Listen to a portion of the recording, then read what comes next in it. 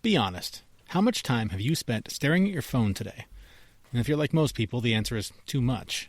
Today we're discussing digital addiction with Jenny Ketchum-Crooks. She's a licensed clinical social worker, anxiety specialist, and author of Look Up, The 30-Day Path to Digital Minimalism and Real-Life Maximalism. We'll explore how our digital habits impact mental health and relationships and learn practical strategies to break free from the endless scroll. Jenny will share insights from her 30-day challenge and offer actionable tips for creating a healthier relationship with technology. So if you're struggling with screen time, this episode is packed with valuable insights. Let's dive in. But first, this is the Fit Mess where together we learn to develop habits that help us live beyond our mental health struggles to create happier, healthier lives. He's Zach. He lives in the future with his anxiety. He's Jeremy, and he lives in the past with his depression. And we get together once a week in the present to share the obstacles we face and how we overcome them. So I'll start with a confession. I'm sure I have an unhealthy relationship with my phone. I know you at least at one point did have an unhealthy relationship with your phone. Maybe you still do. Maybe it's just not as bad. Talk to me about your relationship with your phone and how you got into all this. I mean, look, like I am a human. I have a relationship with my phone, and the health of that relationship really waxes and wanes given any particular day. I also have a 2-year-old, and so the more active that she is, the more unhealthy my phone relationship seems to be. It's just such a nice place to avoid my life. It's a great escape, isn't it? It's a wonderful escape. And it's also a wonderful place to feel like I'm a really good parent as I buy a bunch of shit I don't need on Target. And so, so current phone use is probably somewhere around 2 hours a day if we're just looking for the objective metrics. Don't know whether that's healthy or not. I'd have to do the lookup challenge again, right? And so, right. So how'd we get here? Just real quick, I missed my daughter's first steps because I was looking up content about Snooki from Jersey Shore because obviously it was important, and that's what I had to attend to in that moment. So here we are. So, but as a therapist, at the time, were you a therapist when that happened? Yeah, so I was a therapist at the time, and I realized that I had missed this really important moment. And other people were there that saw it, which was, even more shame sort of showed up. Like, oh my God, all these people saw me missing this moment because I'm looking up shit about Snooki. So I was a therapist at the time, and I thought there's got to be someone in the field, some clinical person who has designed some clinical strategy. I'm very solutions oriented. There has to be a problem solved for this, right? Somebody has to tell me what to do. And it can't be as simple as put down your phone because that just doesn't fucking work. Right. And go to the gym, eat less, you'll lose weight. It's that simple. Come on, let's just do it. Right. Just do it. Yeah, just go. So I want something that is evidence-based and grounded in the scientific theories that I'm familiar with and that I use with my clients. Couldn't find it and thought, well, maybe I'll just make something. And so I want to get into what the something is, but talk to me about the results. Let's kind of give the before and after picture of this. Once you've implemented it, how has it helped you? How has it helped your clients? Yeah, so implementing this helped me personally because I have this huge improvement in my awareness around my phone use behaviors, which is actually the first step towards changing behavior, right? You have to be aware that you're doing the thing and also aware of what's driving you into that thing, right? Are you going towards something that you really care about, or are you moving away from something that is yucky, right? Like an ick. And so once you have that sort of insight, it allows you to better tune your behavior, right? So I realize when I am in my phone, putting stuff in my Target cart, that's usually because I feel like I have fucked up as a parent. Yeah. That is my quick go-to, right? It's such an easy one. I'm just going to buy her so many leggings that she will never be able to say that I'm a shitty parent. That's right. I'm going to buy so many frozen teethers that this 2-year-old never loses her cactus again. Well, I'll give you credit because at least you're using that time to do something for your kid. I typically will just dive into doom scrolling or whatever turns my brain off and makes me forget the pain for 5 minutes or, an hour and a half, whatever amount of time happens to pass. It's no different though. It is no different, right? Because I don't actually buy them. Oh, okay. So you're just loading up the cart and then... I load up the cart and I'm like, whoo, that was close. I was almost, and then I walk away from the cart. Because I'm like, oh my God, Jenny, like, we have a lot of cactus teethers. Like, we have a lot of cactus coolers in this house, right? And they're just under chairs and they're like in places, right? Like, I know she has enough leggings, you know, like she has enough, right? And I do the inventory, right? But it's such a mindless, automatic habit just to go in. And Pottery Barn Kids is the same thing. I have a lot of furniture in there. They have furniture. Like, we're not sleeping on mattresses in the floor in my house, right? Like, I don't need any more storage. I don't need any more beds, right? But like, things just get in, like, maybe one more melamine Grinch plate will make me a good parent, you know? It's like, no, we're going to let that go, right? So I don't think that the behavior, topographically, it looks different. But functionally, it's doing the same thing. It's avoidance, right? Yeah. It's me getting away from something that I don't want to feel right now in this moment in my body. It's funny, while I was preparing to talk to you today, I was thinking about my use of it in that way and using it as an escape, and how basically I've done this my entire life, but, you know, there used to not be phones. That wasn't really a thing. So it used to be TV and it used to be video games. And now, you know, and sometimes it's food. And for a long time it was, you know, however many beers it took to make the pain go away. But now it is very much that same behavior shifts to the phone. Is that pretty common? Is it just sort of an addictive thing that we have? Or is there something unique about the phone that makes us more drawn to it for an escape mechanism? Yeah, it's a great question, right? And I think you linking that behavior as the undercurrent in all of those different situations, right? Like all of those different contexts, it's so insightful. It is 100% the same motivation, right? Like, we're trying to get away from this thing that's uncomfortable. Yeah. The phone specifically is set up like a slot machine, right? And so for those of us who have addictive personalities, or who have human brains that are prone to biases and cognitive slips, where we get in to open an email, but suddenly we're on Instagram, like looking at reels, right? Like, it's going to pull us in for a longer amount of time than we actually want to be in, right? Yeah. So you don't necessarily have to have an addictive personality in order to get sucked into it. It is designed to suck you in. I mean, think about like, what's on your home screen right now?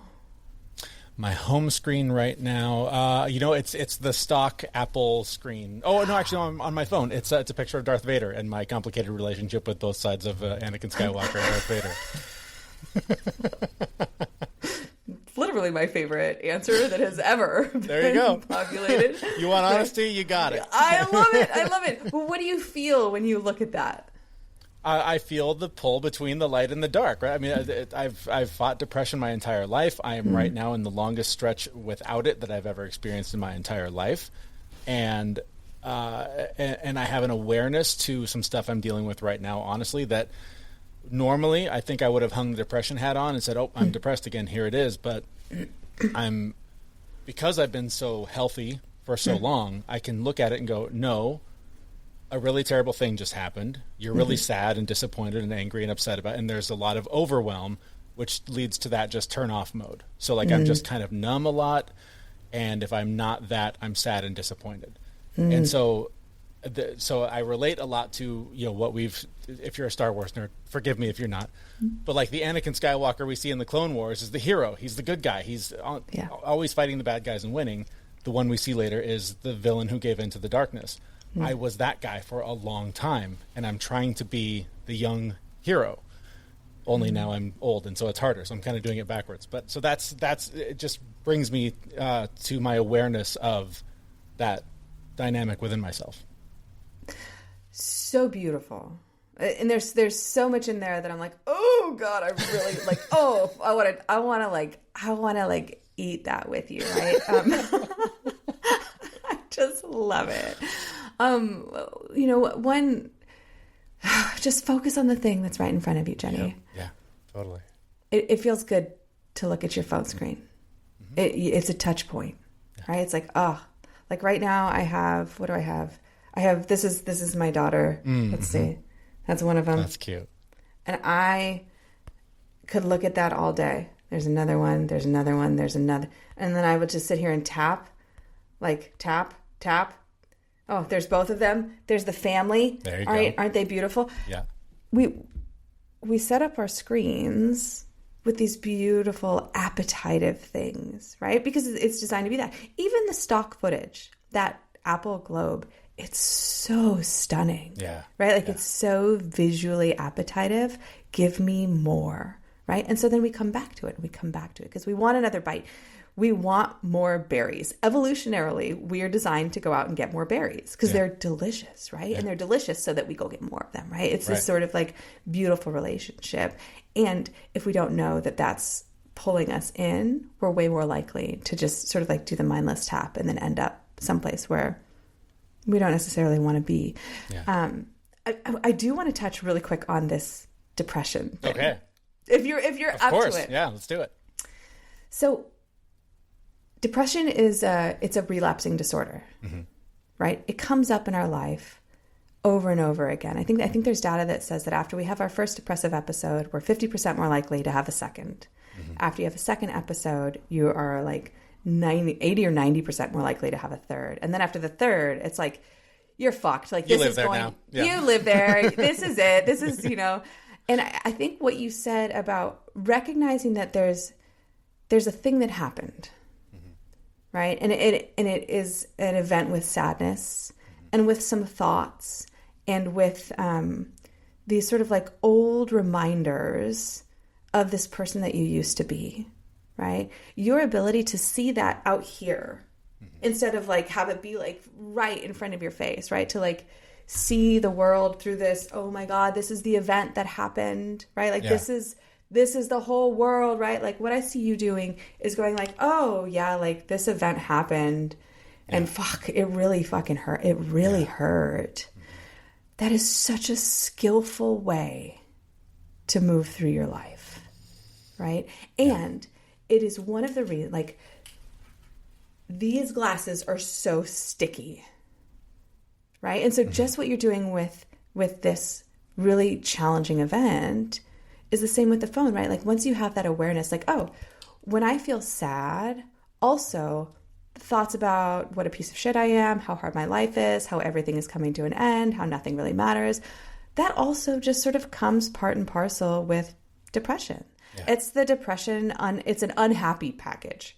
It's an unhappy meal, right? Yeah. And like you can't get the unhappy meal without the like angry cognitive French fries that like hate yourself. Right. And without the very sad apples, right? Like it all comes packaged together. And so I want to applaud how you are like witnessing and receiving this event in your life and like just allowing it to be.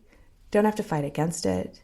Yeah. And it's just such a skillful way to move through difficult times. It's interesting. It's come after a lot of implementing different tools and strategies to land here. But one of them was I spent 9 months in a pretty intensive program, not 9 full months, but 9 Saturdays over 9 months in a pretty intensive program, kind of inadvertently eradicating the negative voices from my head. Like I literally don't, the soundtrack used to be, you suck, you're not good enough, success is for other people, happiness is for other people, you're supposed to live alone in the dark, and you have no value to offer the world. Yeah. That was the soundtrack all day, every day. Loud too.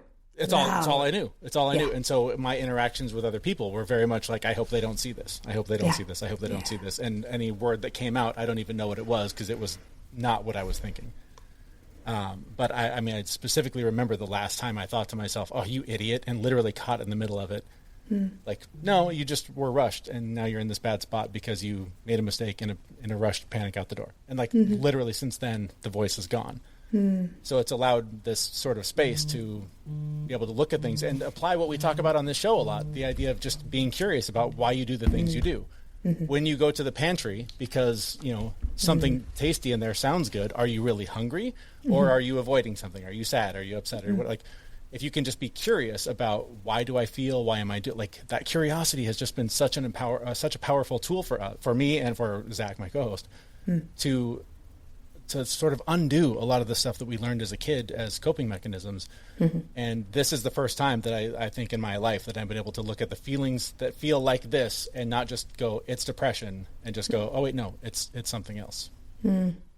Yeah. What a beautiful gift to get to like, not just like be free of that voice, because it sounds like that thought is still inside you, right? Like it just sort of like this errant thought that bubbled up that was like, you idiot, right? It sounds like you responded to it very differently than you normally do. Like you didn't put the glasses on and be like, oh, this is now the world. I'm the idiot. Like this is like colored by that idiot lens. You sort of like, you're like, yeah, no, we don't necessarily buy that narrative anymore. Like this is just a really hard thing. And like, it sounds like you gave yourself a lot of grace, right? And being able to respond kindly to ourselves in moments of suffering. I mean, self-compassion is a critical component of our mental health, right? And like when we can't respond with that sort of kindness in the present moment, well, we are just, I mean, hello depression, like come on in. Hello anxiety, come on in. Like I am prone to perfectionism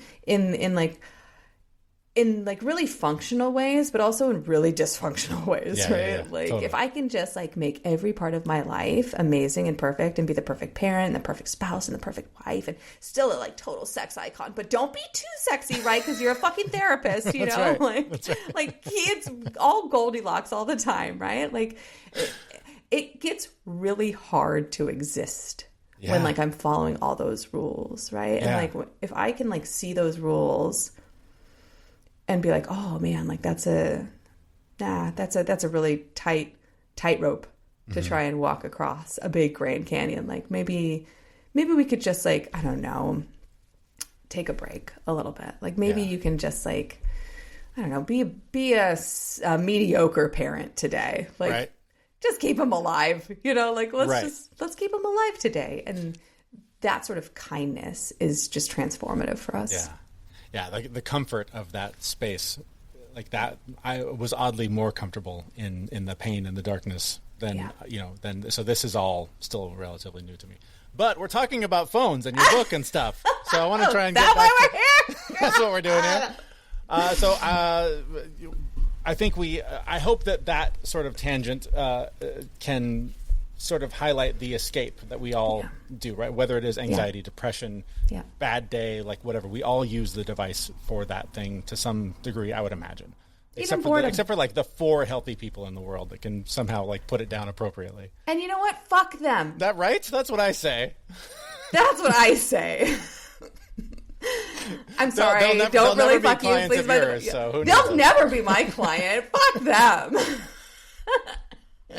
All right, you've come up with a formula. What's the the curriculum? What is the thing? What do we call it in professional terms, so I can sound like I know what I'm saying? Oh gosh, what is the formula? So, the formula for like for the book, you mean? For a relatively healthy relationship with my phone. Yeah, intentional. Right? Here's the recipe. You want to be mindful when you're using it. Right? So active, open, aware, non-judgmental, right? You want to be intentional. You're choosing how you use your phone. And you also, I mean, I think if you do those 2 things, if you're mindful and you're intentional about it, then a lot of the ways in which the phone sucks you in are going to get short-circuited. Yeah. So on the intention thing, there's a phrase that I hear everyone use. Tell me. I just need to. Oh, it's compelling, isn't it? Right. I just need to text this person. I just need to post this. I just need to put this on Snapchat. I just need to update my face. I just need to. We have convinced ourselves that whatever crap we need to put out into the world for 4 people to read needs to happen right now. So with intention, I think people would say, oh, but I need it for work. I need to post the latest podcast clip that I have. I need to send this Slack message. I mean, unless you're like a doctor or, in charge of some sort of a rocket launch or something, you probably don't need to do it right now. So do you see that a lot with your clients where it's like, oh, but I just need to?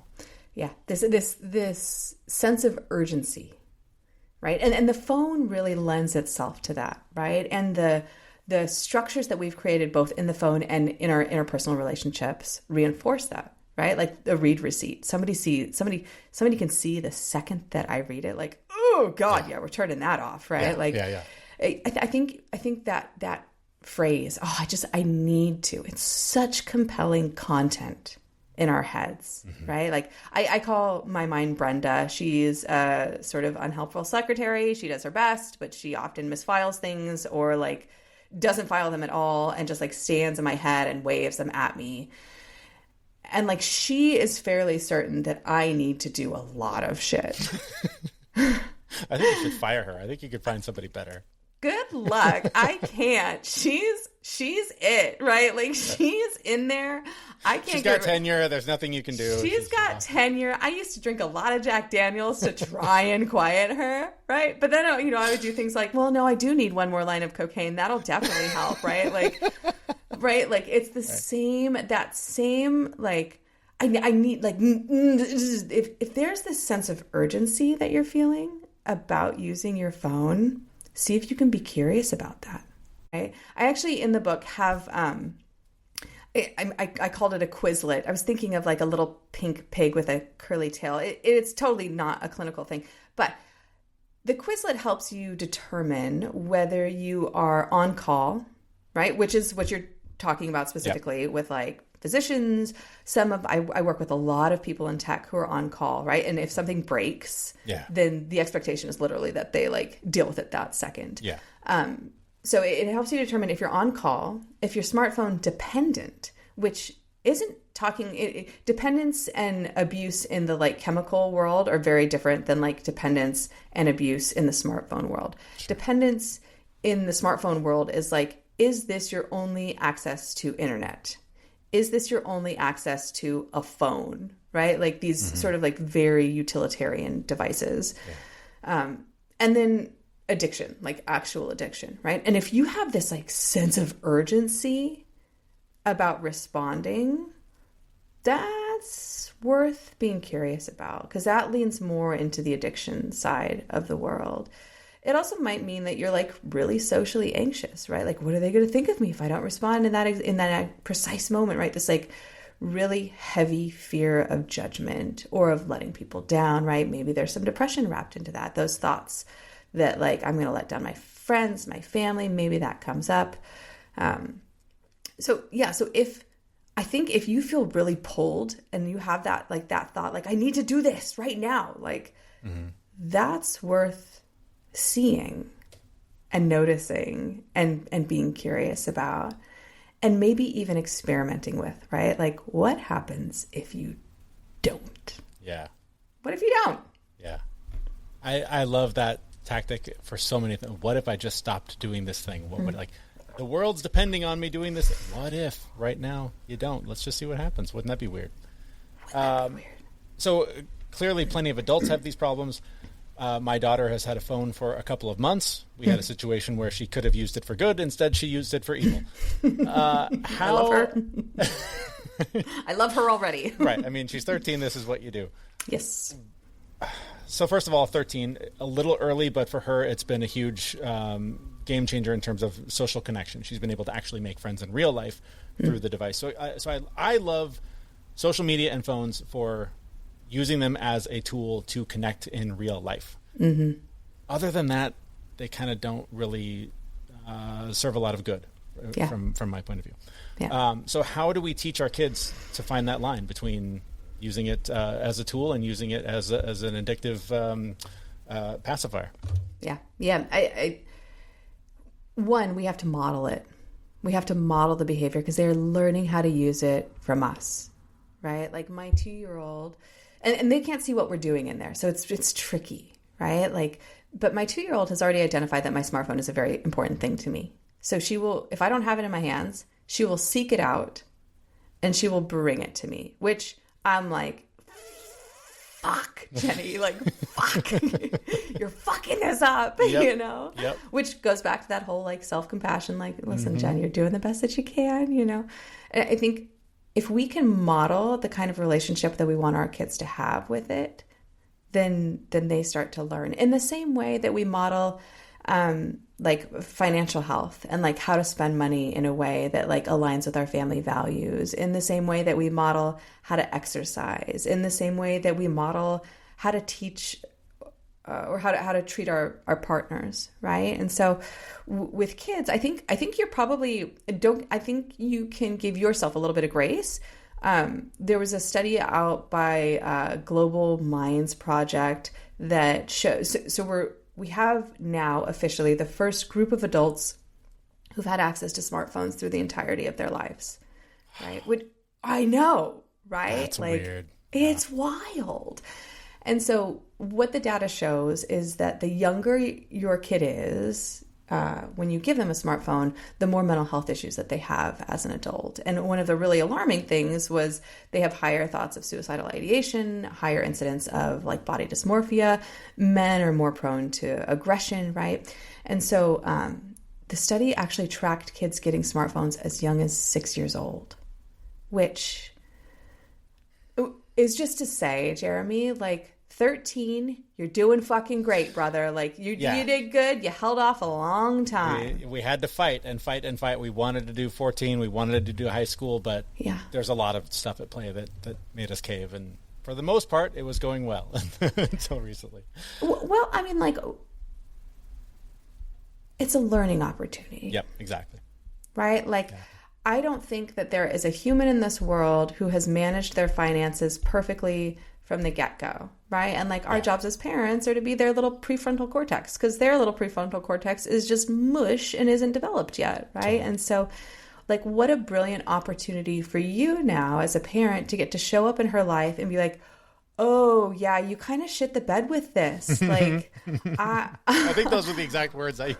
Like, you really shit the bed with this. Like, we gave you this really nice thing and you kind of shit the bed with it. And like, and to get to model how to be really kind and firm, right? Like that thing that like, I don't think I necessarily got that as a kid. And so, I mean, a lot of my perfectionism shows up there, right? Where it's like, get it right, never make a mistake. It's like, simmer, like, Brenda, like, please, just I got it, babe. Like, we're just gonna fuck up a little bit. We might shit the bed. Like, we've got plastic sheets. It's okay. Like, we can come back from this, you know? That's so great. And so for like your kiddo, like, great, she shit the bed.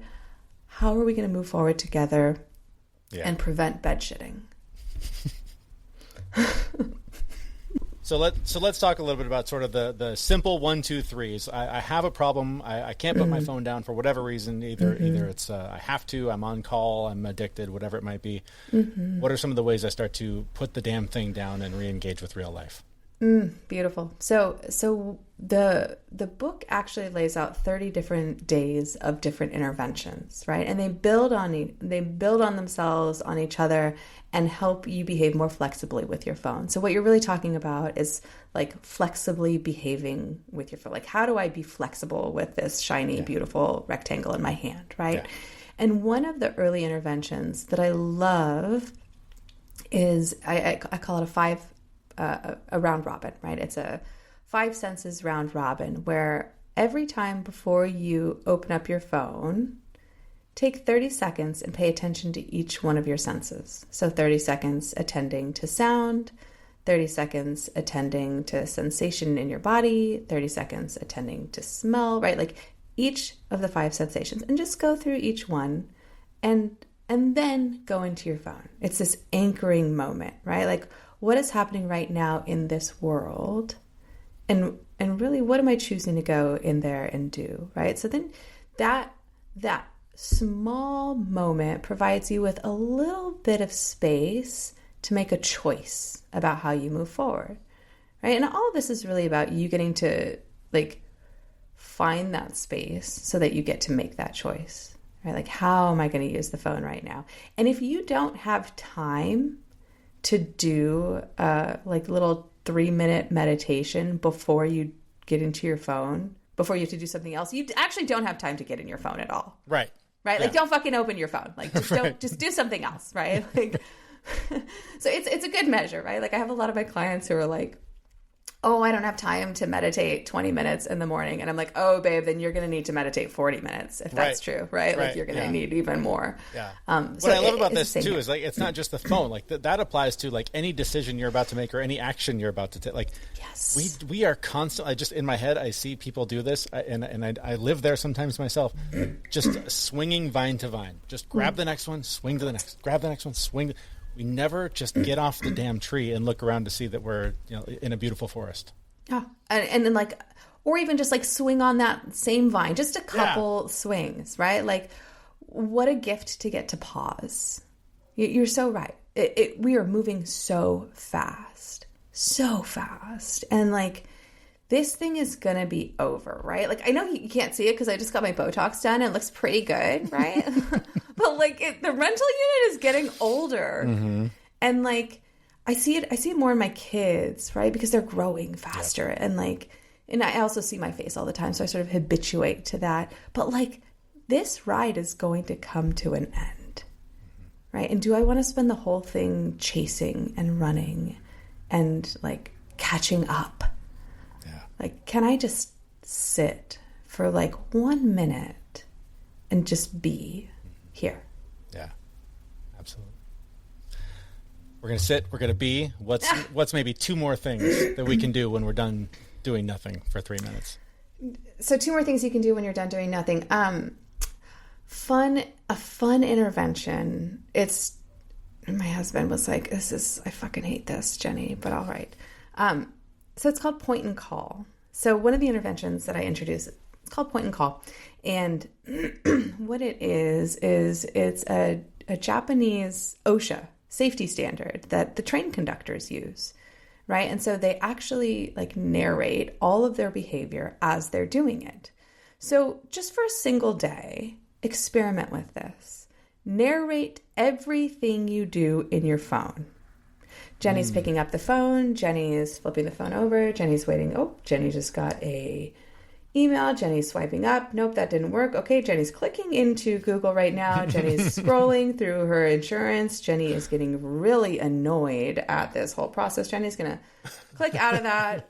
There's not actually anything Jenny needs to be doing. Jenny's going to put the phone down and pay attention to right here. So it gives your brain a moment to like recognize, right? It's this really like intentional mindfulness practice for like, what am I doing right now?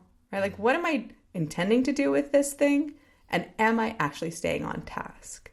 Right? And there's a good chance you'll just drive yourself nuts and close the phone. Right. Because it's pretty obnoxious, right? But if you have a task in there that you actually need to do and you don't want to make a mistake, it's actually a really helpful strategy to help you stay on task because it's making your mind like note and attend to the thing that you're doing without getting sucked into the beauty that is the shiny rectangle. Yeah. And it's actually one of the things that keeps accidents in Japan train conductors' lives at like an all-time low. They just like 0 people hurt for many, many years, right? Like they do great in terms of safety. And it's largely because of this. How many things do we do on autopilot every day while we're thinking about anywhere? Like how many car accidents would be avoided if we all just narrated our drive no matter where we're going? 100%, right? Like when I was driving to the office, it's a good 20-minute drive into downtown Seattle.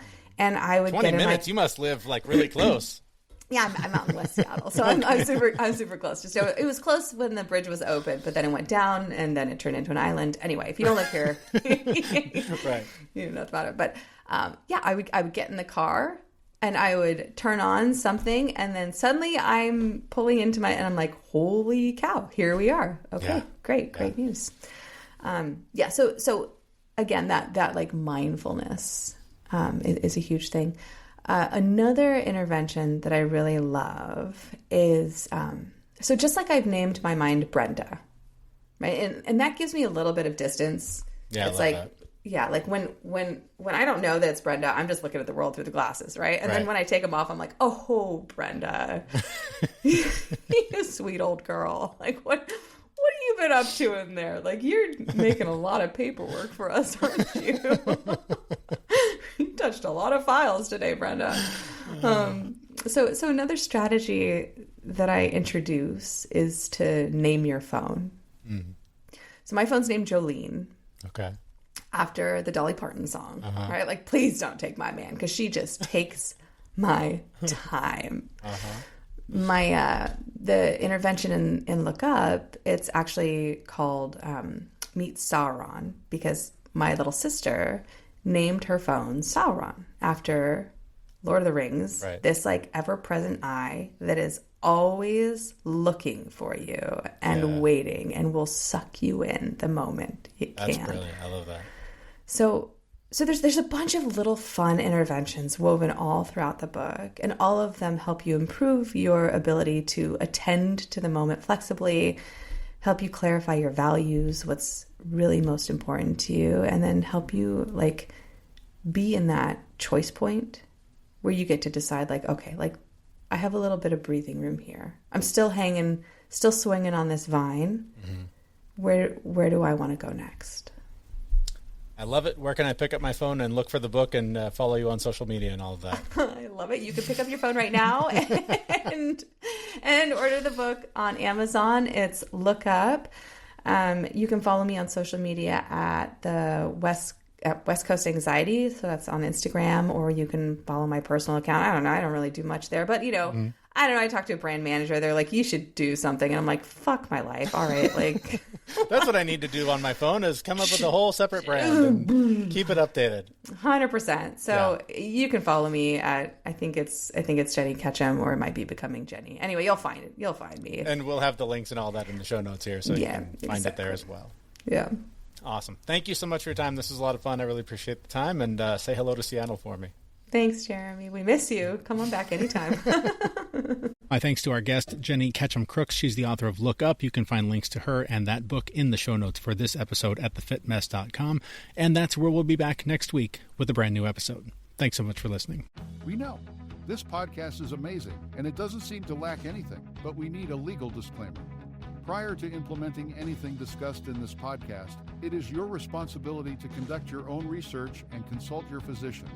You should assume that Jeremy and Zach don't know what they're talking about, and they're not liable for any physical or emotional issues that occur directly or indirectly from listening to this podcast.